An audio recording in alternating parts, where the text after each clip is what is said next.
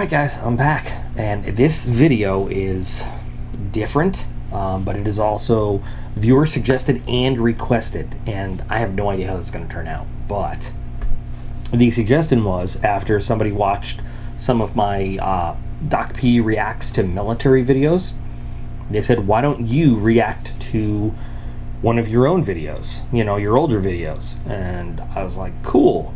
What video do you think would be good? And they said, why don't you look at your first video? Why don't you go back to your first video? And you know what? I'll tell you why this is a great idea. This is actually a terrible idea, but I'll tell you why it's a great idea.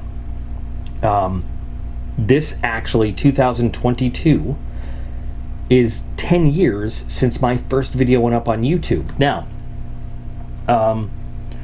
if you're familiar with the saga of this channel, there was a time in between when my channel did not exist. Things were happening, I was busy, I clicked the thing by accident, and you know, the channel went away instead of, like, I meant to just kind of pause everything. Anyway, there was a short time period where there was no channel. So it's not been a straight 10 years from start to finish. There was a break in service, as we would call it in the military. But this would technically be a 10 years since, wow, what a loser. Yeah, 10 years since my first video actually went up on YouTube. And so, you know what? What a great idea to react for me now, knowing what I know now. Still very much the amateur hobbyist YouTuber, but let me react to what I first put up. And so my first video is actually two parts. You know, and before we get to it, a little backstory. I started this channel while I was deployed. It was my last deployment ever in the military in 2012. I had gotten injured on the I don't want to get into the whole thing, but it was the beginning of the end of my career. I got hurt, and while I was back in the rear, awaiting, you know, trying to figure out what was, like, you know, basically the end of the deployment for everybody else. Who's, you know, anyway, the point is, I was looking for constructive things to do. Being taken off of flight status and unable to do various other things. And I decided, after scouring the internet and reaching the end of it, I discovered some Tough Thumbs videos, and I saw him doing some knife pimpage, and I said, I want to do that. And so my very first video was me attempting and really putting the video up to hoping anybody would see it and say, like, hey, that's good, hey, that sucks, hey, here's what you could do different. I still have the knife. This is the very first knife I ever customized ever in my life. Kershaw Compound, model 1940. I wish they still made this knife. Love this knife. I'd love to work on another one today to see how I would do it differently. And of course, this started the obsession with JG10, yeah. But so what we're gonna watch is the two videos, the part 1 and part 2, together, back to back, and I'm gonna react to. I have a feeling this is gonna be cringe factor 5, Captain. But let's go. Let's watch the video and see where we came from. Go. So, I edited this all together on the old Windows Movie Maker. And today we're going to look at and talk about this Kershaw Compound. But before I do that, I want to talk about the environment I'm filming this in and apologize for the quality. I'm actually making this video deployed downrange in support of Operation Enduring Freedom. I'm an active duty military guy. I started 8 years in the Army, completed that, switched over to the Air Force. No, not a pilot, don't fly planes. I'm still a grunt, I'm still a ground pounder. I'm actually assigned to an... Do I still talk that fast? Do I? Have I slowed down any? You know, when your job is to communicate over the radio to airplanes over your head and give them instructions to kill stuff, you talk fast. You got to give a lot of information fast. I don't know if I still talk that fast in videos today or not. The video camera I was using then, if you guys are not familiar with a flip, it's called a flip. It doesn't flip. it barely qualifies as a video camera, but it's what I could get my hands on then. I'm going to show it to you on the screen. It's the world. I guess it's before a GoPro, you know, but it's back then it was cool. But what a piece of crap today. Anyway, yeah. So working with that crappy camera and then using the most basic video editing software ever, Windows Movie Maker, way back when. Air Force ground-based field deployable unit, and believe it or not, the Air Force has quite a few of those out here, actually serving alongside Army, Marines, Navy personnel in support of the war effort, doing various things. So I have a lot of experience actually in the field, on the ground, with knives, weapons, things like that. And I do believe that a knife is an incredibly useful tool. It's not just a weapon you carry around. It's a tool. It has its uses. You treat it right, you take care of it, and it takes care of you. So with that being said, like I said, this is a Kershaw compound that I picked up one day. And in order to pass some time out here constructively and to see what I can do with it, I'd like to replace the scales that come on this with some custom G10. This knife I picked up because mainly I saw it online and it was cheap. And not that I'm a big fan of cheap knives, actually quite the opposite. Fair enough. But what I carry out here normally, day to day, it's a Benchmade 810 Contigo, kind of one of the relatively newer models they have out here. I saw this 2012 Contigo, and the Adamus had just come out. It's a really brand good new knife. It's got some weight to it. It's made of really great steel. It's a CPM M4. Incredibly useful. I know this camera's not great and you can't really see the scratches, but I've taken this out with me quite a bit and put it through its paces a little bit. And it's a really couldn't good knife, wait to get that thing in the field when had it delivered downrange. More without a military discount on it. So there's that as a backup. I usually carry this Spyderco Delica 4, which was not as expensive. I picked this up on base at the BX. Never been really a fan of Spyderco, but I've heard great things about it. I've seen a lot of reviews about them online. People say a lot of things. So I saw this and I picked it up, and actually this has made me a believer. I'm a convert. I'm a huge Spyderco fan now just from this one model alone. The weight on it is great, especially as a backup to something like this. The size still is have really it, by the way. You can use this as an EDC as well as out in the field. The blade is fantastic, and in fact, I'm so impressed by the Delica here that I went ahead and I ordered a Resilience and an Endura 4, just so I can test them out and see how they run. Slightly bigger and beefier model of the Spyderco, but still not a cheap knife. Definitely not something under $30 or $40. So there's that. Actually, this is one I've been issued. This is the Nitrous Striker. Been issued 2 of these in my career, and one automatic striker. D2 steel, so again, higher end stuff. Okay, let's talk about that for a minute. Remember, in 2012, D2 was considered a premium steel. Not everybody and their mother in China was making knives out of D2 back then. It had not happened. D2 was a fancy steel. That it was a premium option then. So just everybody just calm the fuck down for a minute. Really good. The spring assist system is awesome. I love it. And again, if you can kind of see, this thing gets used a lot. And I've carried this 2-3 years out in the field with me. This is actually the blade of the one I was issued prior. And yes, the blade is the only thing that's left, and you can kind of see why. I think I first carried this through Iraq in 2005, and then other deployments after that. But again, it held up. It's not in the best shape, but it's great. Once again, suffers from being a pretty expensive knife, and I was very upset when this one died before I could get my hands on another one.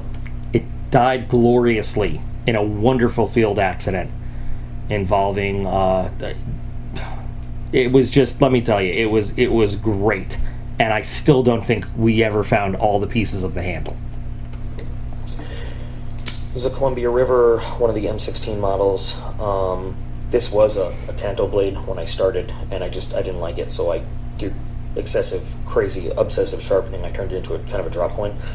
Cheaper than the others, but still, you buy this on base, you're looking at somewhere between $50, $60. The one with the actual aluminum handles and the titanium stuff, that's even more. That's about $100. So I have no idea why I'm going through all this. And then finally, I don't have a clue. I picked up myself, wasn't issued or anything, my Benchmade Rift.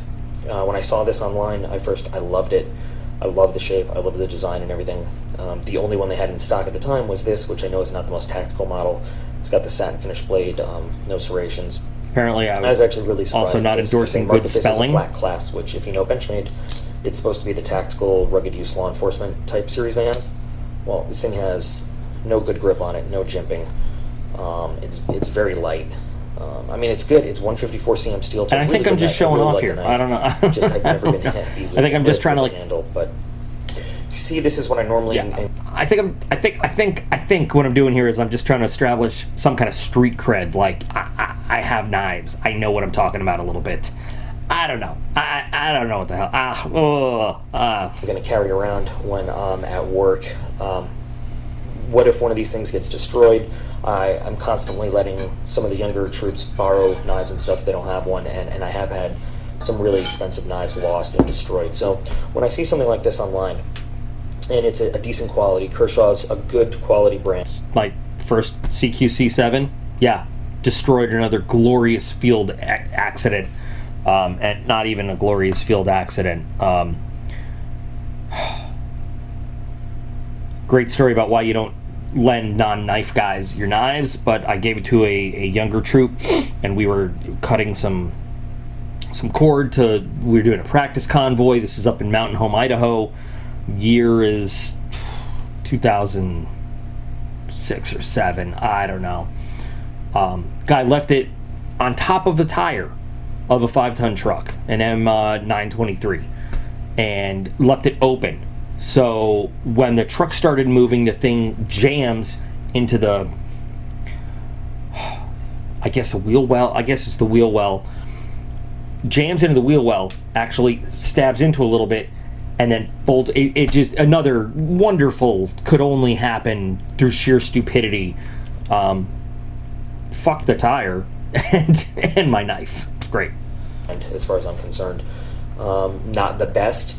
But I think I saw this on DocP, and with shipping from store to front door, I'm going to guarantee no more than $15. It was probably more like $12. Woot.com still exists. I checked, and if you don't, like, once upon a time, Woot.com was great. Once upon a time, Amazon owns Woot.com now, so it's totally watered down. But Woot.com was cool because every day they had one thing for sale. One thing for sale only, and it was, you got a great deal on what it was, and they had the Kershaw compound. That's where I found it. So they had, I remember somebody somewhere deployed said, you should check out this cool thing, Woot.com.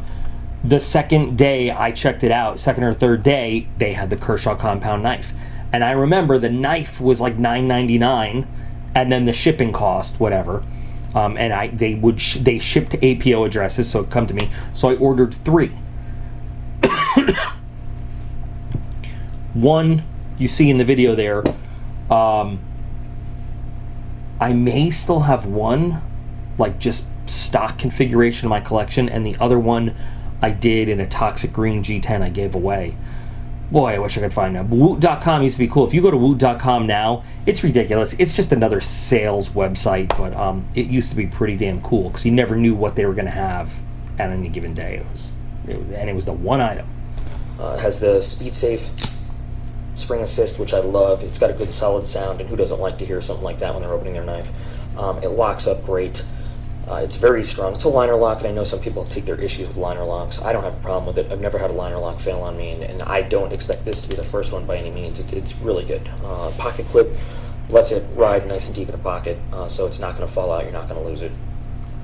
It's the 813 MOV steel, so not the highest end stuff, but as soon as I got this, I ran my Lansky system over it and gave it a really good angle on the blade, and then have just kept it up with some hand sharpening now and then, and I wish I had a better camera again, because really the blade is fantastic on this. The edge is awesome, especially for a $12 knife.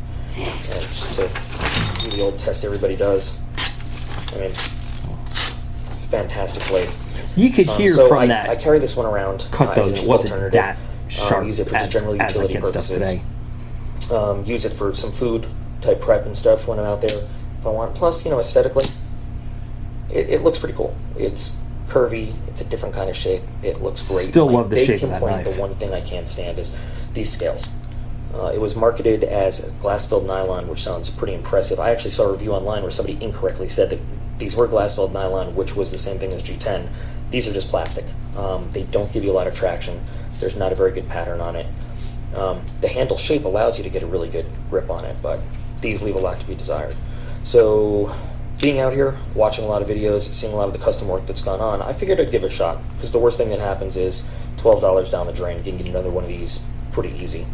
So I ordered some G10 scales from USA Knife Makers, I think, or Knife Kits, can't remember which one. USA Knife Maker. I figured something like this with a slightly exotic look might look good in the jade green. So I got the jade green scales. And this is going to be my first time project making scales and really doing any kind of custom modification on a knife. So the reason I'm making the video is because when it's all said and done, I'd really love some comments, advice. If you think it sucks, tell me it sucks. If you think it's good, tell me it's good. If you've got better words for me on how I can do this next time, please, by all means. Because if this works out successfully, the next thing I want to do is take this Rift and take these scales. And I also bought some, if you can tell, it's black and blue stacked. I just want to stop here a minute. You notice how thick these slabs are? So I didn't understand sizing at the time. And your average knife scale is about 3/16 of an inch, or 1/8. 3/16 is a little big. 1/8 is probably closer to the average size. And when you buy G10, you're looking at your length times width. But what you really got to keep in mind is the actual thickness of it. And these, I think this one is 1/4 inch, this blue and black. And that's great, but you have so much to work with and have to grind through, because you can drill through it, you can do all that stuff, but I mean a 1/4 inch thick on a liner is gonna be like that. It's gonna be like that thick to the rest of the knife. And I had no concept then. I just ordered stuff that looked good, and I'm thinking, the only measurements I saw were like 6 inches long by 2 or 3 inches wide. The actual thickness escaped me completely. I had no idea. And so it kind of worked out a little bit that I got the 3/16 for this guy, because it gave me a little extra meat to work with my first time. But that 1/4 inch piece was just way too big for the project I did with the Rift. It looked terrible. G10, and I'd like to do something, since this is really more of a personal, not so much field knife, just make it a little bit different. Otherwise I do it more tactically than the blue. I'd like to see what I can do on this. This is going to be a little bit more complicated because of the axis system, I know that, but I'm going to start with this. It's got a backspacer here that I may or may not replace with the G10. I might just leave it in there depending on how complicated that is. I don't think it'll be that much. And if you look at the blade shape on a piece of G10, I should have plenty of extra here to cut that out of. I'm going to stop real quick and actually break this down and do a real quick video of what's inside to look at the work that I think I'm going to have to do to pull this off, and then wrap up this segment real quick again in a second. Hey, here's just a quick view of the inside of these scales. Like I said, it's nothing but just some cheap plastic, not very sturdy or anything at all. This is going to be a little bit of a challenge right here to get that cutout shape there, and that's for the speed safe spring. I still do camera work like this shape, sometimes. Kind of spring system that I've seen. That hasn't improved over 10 years. That's the way Kershaw sent it, but it keeps it running smooth, so I'll find some way to substitute for that. But just wanted real quick to show you what's going on the inside. On this side, the right side, I don't think I need to duplicate any of these cutouts or anything. I think they just do that to save money with less plastic and everything. I will have to be very careful to cut out this area though on the left side to make sure that the speed safe spring system still works. So that'll be kind of still fun works too. And it's just the internal pieces of this thing. It's not very complicated. Good design, pretty simple. And then again, the backspacer, haven't decided yet if I'm going to G10 that or just put that back in. But just wanted to show that. Okay, so that's what's going on inside of this. It doesn't. You don't have a lot of choices with the old Movie Maker on your transitions or your instructional and just your cuts or anything. Videos online of guys, super talented artists. Those have improved. My editing has improved a lot since then. I know that. I begin to presume that I'm going to do work like they do. Not by any means. Again, this is just a test run to see how it works. And again, with a knife like this, if I screw it all up, I'm not too heartbroken. Much better test it on this than something like this that I'm really going to be upset about if I lose it. But if it works out well, I might continue to do some custom work on some of my own knives, and see what I can do. Overall, the goal is to give this a kind of a nicer look, something that's a little unique, a little different. If I can get a grip on it or some texturing that's a little bit more tactical, even though I know this is not the most tactical color, but if it gives me a better purchase on this handle and everything, because I have had this out in the rain, in wet conditions in the field. The blade is great, never had any corrosion on the blade, but the handles get a little bit slippery, a little bit hard to hold on to, so we'll see how it all works out. And again, when it's all said and done, I appreciate your comments, and I am not afraid to hear, hey, your work sucks, that's a piece of crap, because the best way to learn is to make mistakes, be called out on it, and get them fixed. But again, I'd love the constructive comments about how I might be able to do it better, or what looks good, or what doesn't, or anything you have for me like that. So appreciate you watching. The next time you see this knife, hopefully it will have these scales on it, and I'll see you then. And into the white zombie. All right.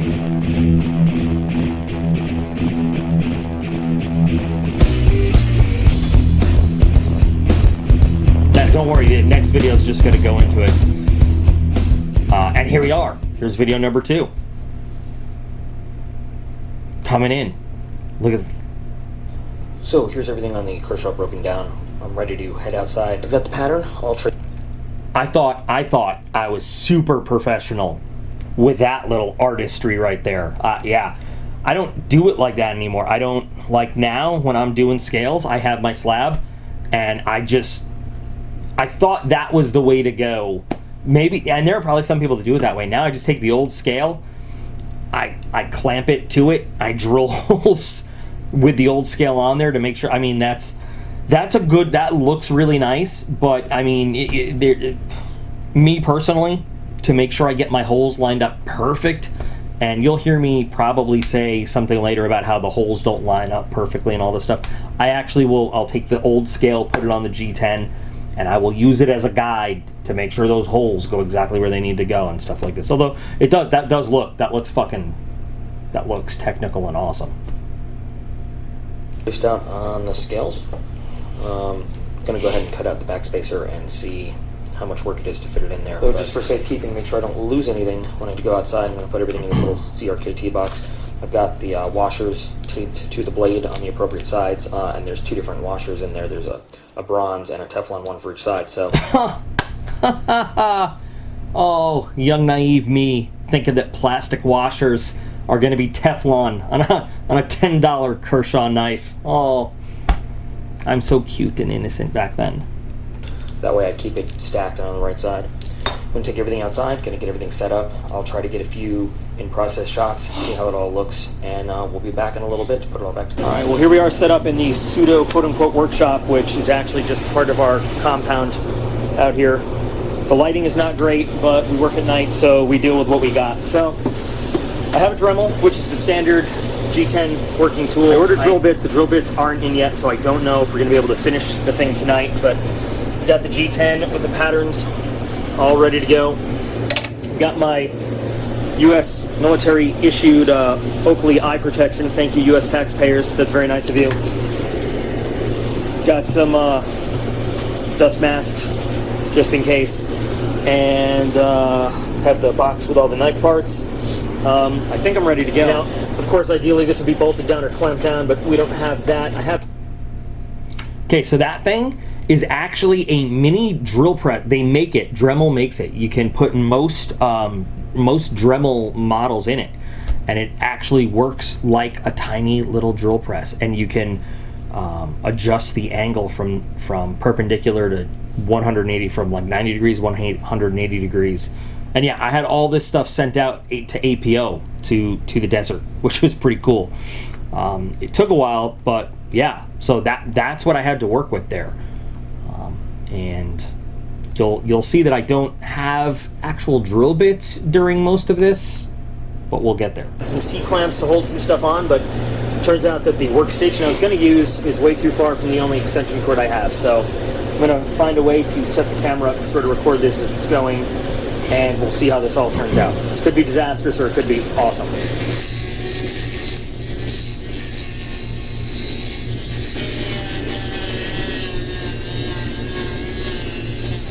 Alright, so the first part is done. Use the cutting wheel to get the backspacer section off. Now it's time to start grinding out the actual scales. A little bit harder than I thought it was going to be. A little bit more difficult to cut through this, but not too bad, and I think I can handle it too. So all of this was done with just a Dremel, by the way. That's the only actual power tool I had.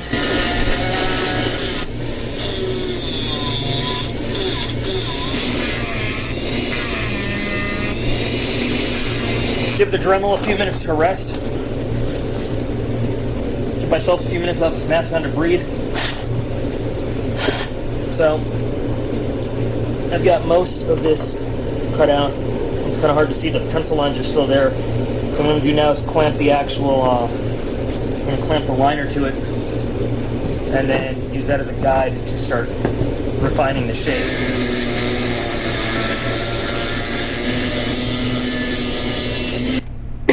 It's making me want to cough just watching this. So again, what I did there was just, I'm watching this and I'm like, oh, you fool. So with the new method I use when I'm doing custom scales, when I take the scale and I drill the holes first, that lets me lay that, whether it's the liner or it's the scale or both, you know, sandwiching the G10 between it or whatever, that lets me perfectly line that scale. So what I basically did was just take that liner and eyeball it in the middle of that slab of G10 and clamp it. And again, hope that I got the holes lined up all in the right place, which is a damn sloppy way to do it. When you drill the holes first, you can actually, and I've done this, you can use metal dowels or you can use the actual drill bits to go through the holes in the scale, the liner, the G10, whatever, and hold it in place in two different places, and then clamp it together, and you know everything's lined up, like, you know, right and tight. And I'm killing myself watching this. Like, damn, how did the fact that this worked is a miracle. Like, I mean, it's not skill, it's luck. It's dumb luck that this worked out, that this is a thing.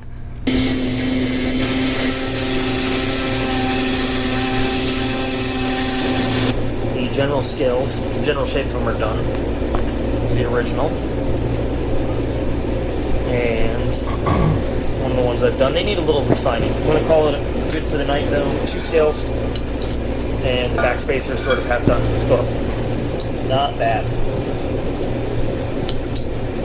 They have one scale almost completed, but we'll look at that later. Got drill bits in. Unfortunately, the little collet on the Dremel doesn't fit those small drill bits, so I've had to improvise a lot with. Really hard was getting that countersink there for the pivot bolt. Had to do that all by hand, and it still needs a little bit more work, but it's good enough that it holds the shape there.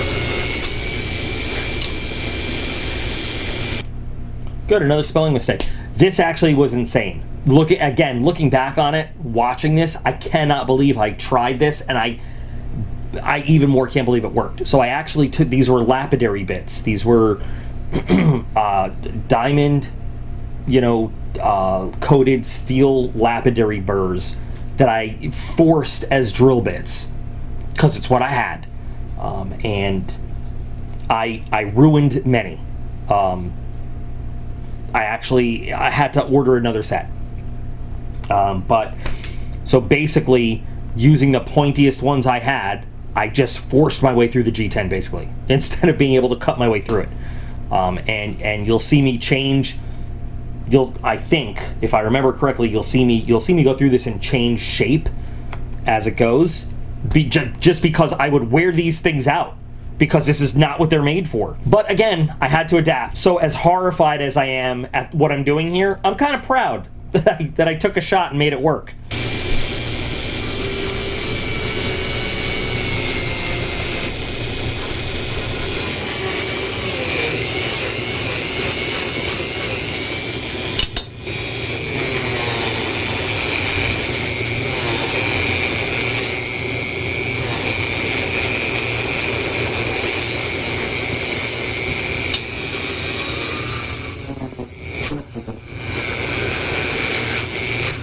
This is my in the field attempt at countersinking for the screws. That's what I'm doing here.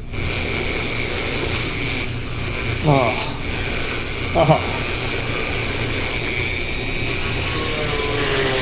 And this is a cleanup pass straight through to get clearance for the screw all the way through. Now with all that done, the screws fit flush in there. I'm gonna do a little bit more work for this side though.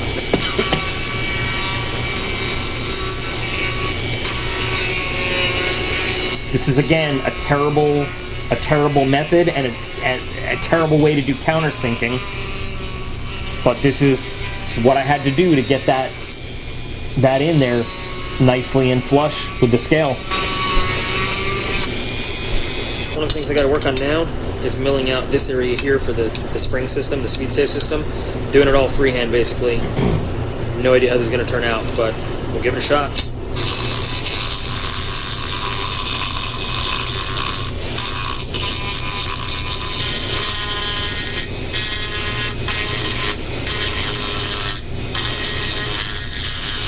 Sound on that is terrible.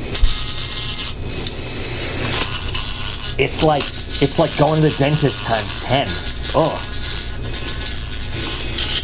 I had not figured out then that you could use a sanding drum to make that go 10 times faster.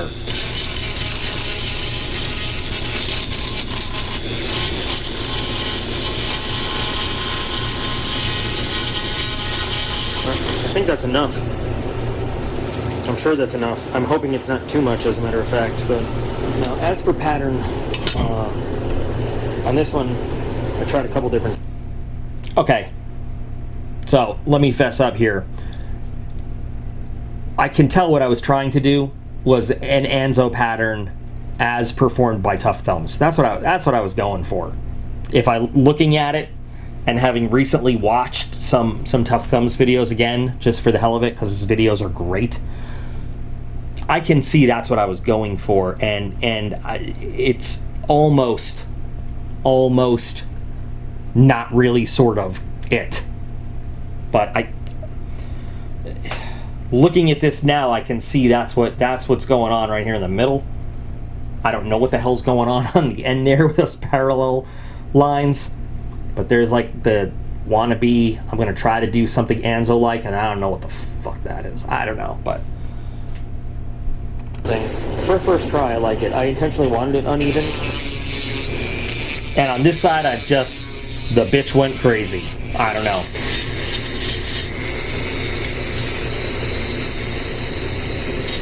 If you take a look here, I don't know what the hell, I'm using the small size sanding drum, which people don't normally do when they're doing this stuff. We use the big one, the fat one. I don't know what I'm doing here. I don't know why I thought that was a good idea, because in every video you watch, people are usually using the fatter, wider sanding drum. I don't know.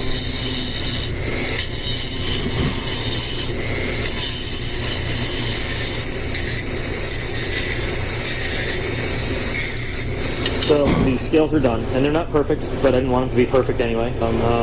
They're very unique and different and very uneven and sort of kind of wild looking, here's the scales slightly assembled but with the backspacer, and it looks absolutely awesome right now, just alone. Alright, very rough test fitting. Noticed some problems that need to be fixed, some matchup between the screw holes left and right, but this is the important part. This is the best part. So here we are in bad lighting, and here are the... You can hear radio chatter in the back. Can you hear the radio chatter in the background? Put on. And backspacer. There's one mistake, one horrible mistake, but since this whole thing was a learning lesson anyway, when cutting out this channel, cut through, I had thinned this out too much, so nothing I can do about it now. Using some shredder oil for this. Go ahead and just work that in and get the G10. Literally shredder for the classified documents. It's because we had a cross-cut shredder. That's what it literally, when I say shredder oil, it's to keep the shredder going. It's the only thing I could find. Make it all nice, and when it's all finished, we'll see the assembled dies. Here are the old scales, what we started with. Plastic, yucky, plain and ordinary, not very useful. Both sides, and backspacer.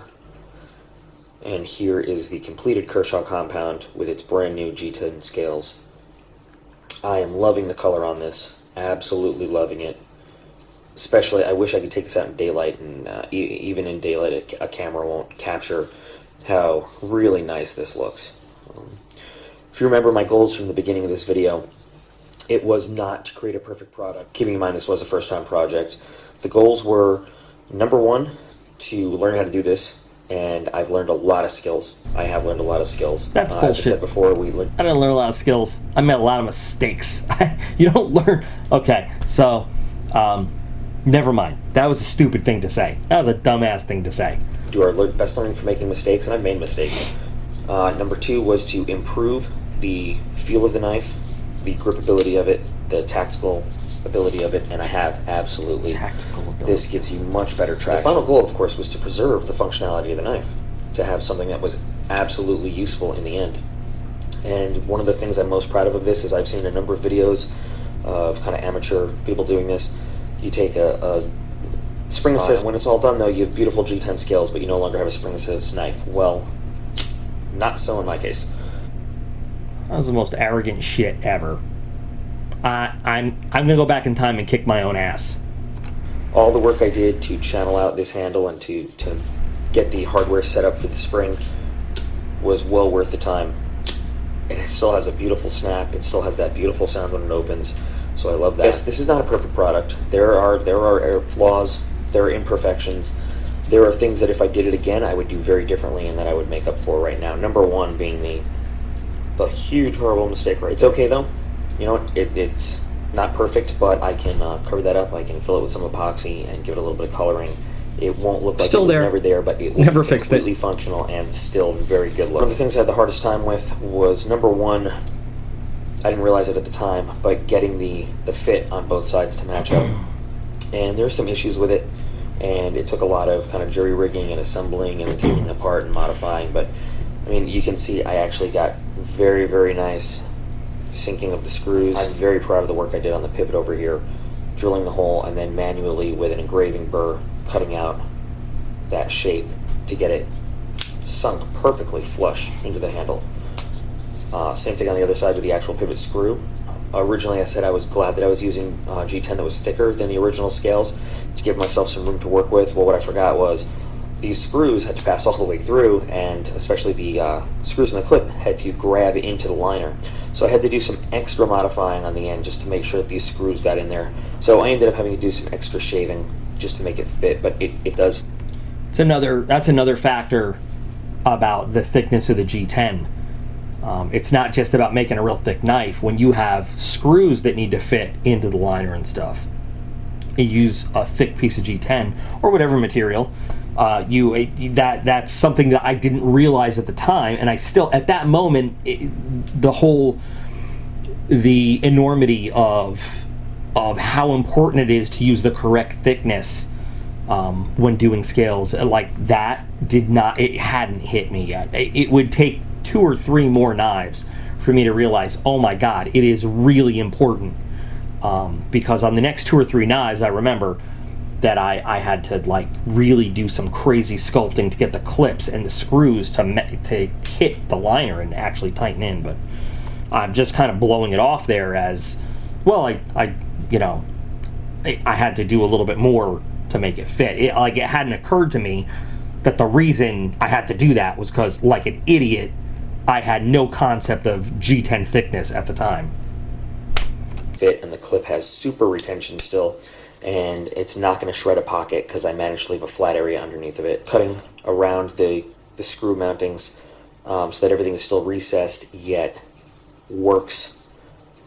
I mean, I think the look on this came out really well. The back spacer, I wasn't sure if I was going to be able to pull it off, but I did, and it looks really wonderful in light, especially coming through. As for the pattern I did this side first, and I just wanted to try out different things. So there are some on this side. I wanted this editing is horrible. Just to try something else out, a little bit uneven. Terrible editing. I talked about the nature sort of look of this knife, kind of animalistic sort of. So I went for something, keeping in mind that there's no even symmetrical anything in nature. I went ahead and just did something that I thought gave. And then when I was all done, when I just very, very, very basically rounded off the edges to make it a little more comfortable in the hand. It took a lot of test fitting. Like I said, this backspacer, sanding that down and getting it the right width to fit in there and maintain functionality was a chore. So, fit and finish could be better, and one day it will be on future projects, but all my goals on this were accomplished. In fact, as I was walking around showing it off at work, I had, 6, 7, 8 people outright ask if I would sell this to them. That's true. I had a few people tell me, just what do you want for it? I had a couple people throw numbers out there. One person, their offer was over $100. So, again, people that don't know knives, when they ask questions and they were like, what did what is that? And you're like, oh, it's Jade G10. They hear the Jade. So one dude literally thought I had gotten Jade and made a handle out. Yeah, people really did try to buy this knife from me. Obviously, I was not about to sell it, but like, for real, that's a true statement. People wanted to buy my knife. Because when they saw me, a bunch of people saw me working on it, were like, what in the fuck are you doing? And I was like, making a knife. I don't know, I guess it was kind of cool, but I was like, no, my knife. You made fun of me. Get the fuck away. It's mine. Which, if you remember, this is a $12 knife, $6 G10. That is awesome to me. And of course I said no. This is my first project, and I'm keeping it. Number one, sentimental. Number two, I already explained this is a great knife, and I wanted it for different purposes. Number three, I don't feel good about selling something that I know is not as perfect as it could be. I don't think any project will ever be perfect. I still don't. This has a lot of room feel for good, improvement, and I'm going to keep working selling on this, by stuff the way. that's crappy. I did give them the offer. If they order the knife and they order the G10, I will do the work for them out here for free. And I did. By the end of that deployment, I think we had about 2 months to go at that point.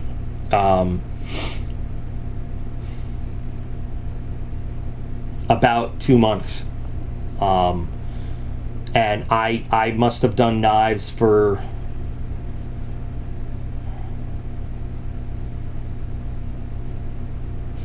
maybe 5 or 6 people, maybe 7. Yeah, but I did, and and that was how I got that's how I got a lot of my initial experience, was working on these knives for people, because I couldn't do anything. My shoulder was to the point where they could not put me in. They couldn't send me outside of our compound to do anything. So that's what I worked command post.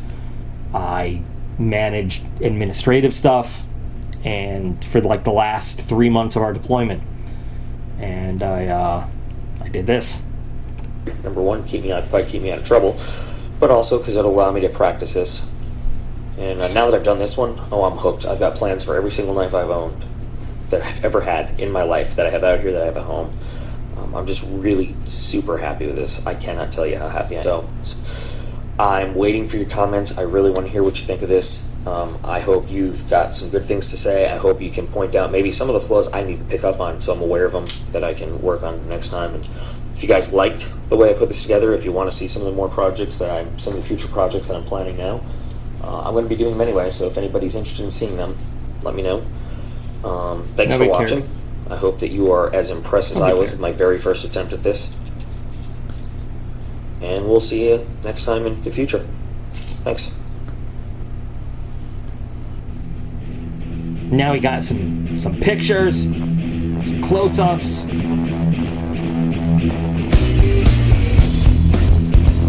Some beautiful G10 on the way out. Some more Rob Zombie killing it for us. Just a little bit. And that's about it. So that was I'm counting that as one video, but that was the birth of this channel. That was it. And God, I never ever want to watch that again. Never.